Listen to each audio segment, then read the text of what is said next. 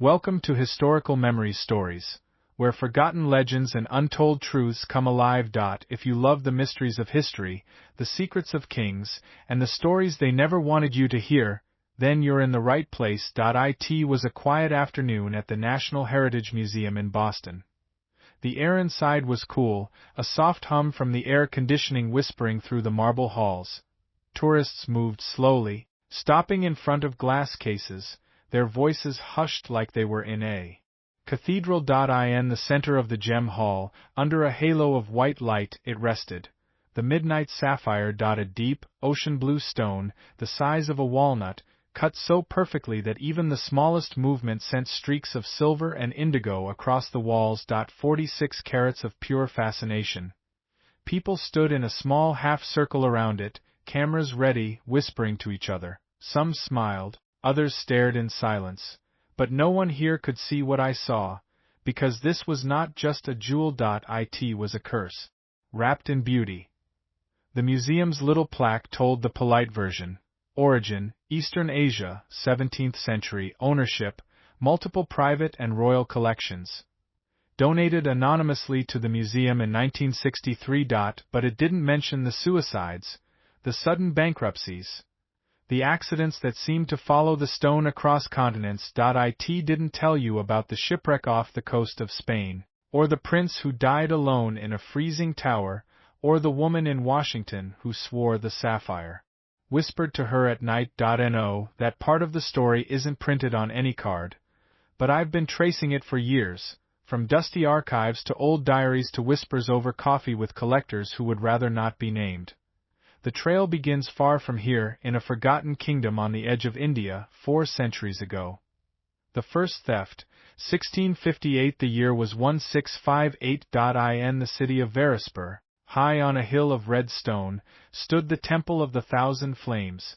Inside its inner sanctum, lit only by rows of oil lamps, sat the statue of the goddess Nayana, her serene face carved from white marble, her eyes inlaid with precious stones.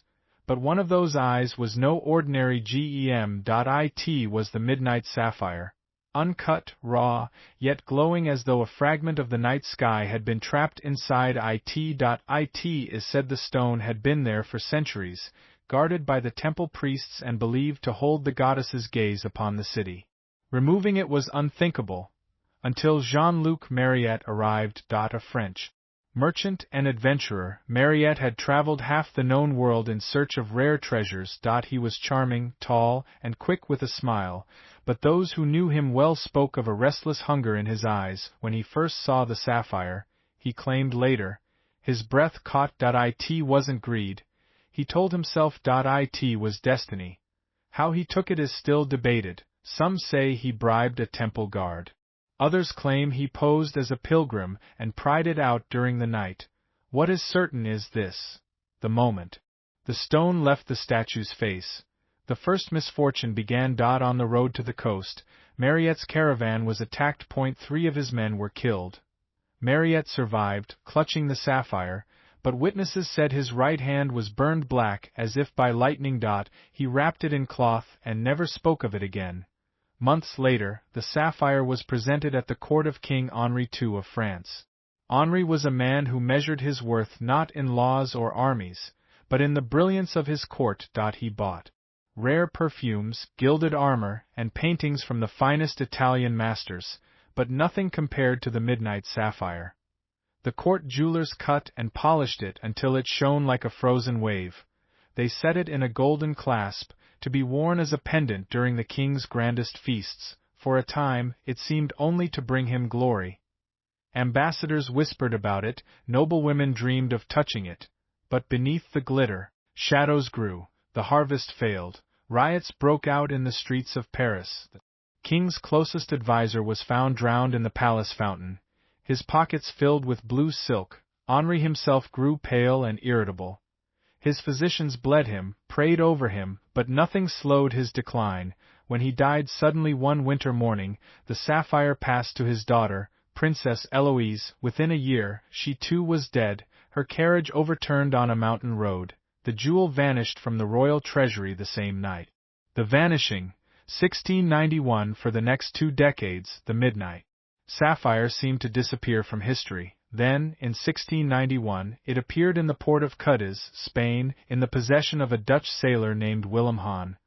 Hahn had no business owning such a gem. He claimed he'd won it in a card game from a French gentleman with a cough. The locals laughed at him, but they couldn't stop staring at the stone when he took it out. Later, Hahn set sail for the Caribbean. His ship never arrived. A fisherman off the Azores found a single chest floating in the waves. Inside was a soaked leather pouch. The sapphire was gone. The American arrival, 1904. By the early 20th century, the Midnight Sapphire surfaced again. This time in New York City. It was bought by industrialist Charles Wentworth, a man who built railroads by breaking his rivals and buying out their debts.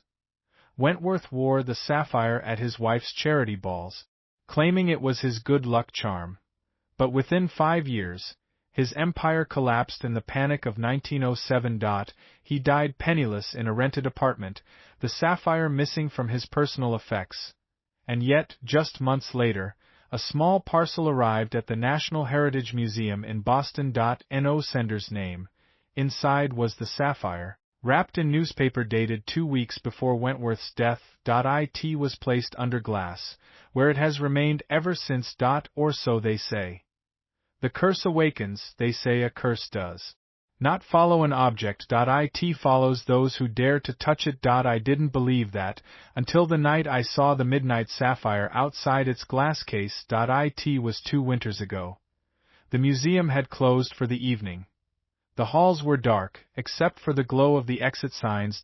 I was there to interview a retired curator, a man named Samuel Reeve. He was tall, in his 70s, with a face carved by time and a voice that seemed to echo.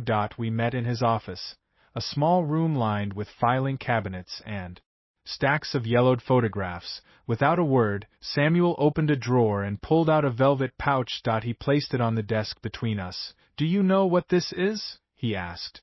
The pouch sagged under its own weight. When he opened it, the light seemed to dim. There it was, the sapphire, not under glass, not guarded, just sitting in a fold of velvet like it belonged to no one and everyone. I couldn't look away. The surface caught the lamplight and fractured it into deep rivers of blue. But there was something else, a darkness inside the stone, moving, shifting, like a shadow.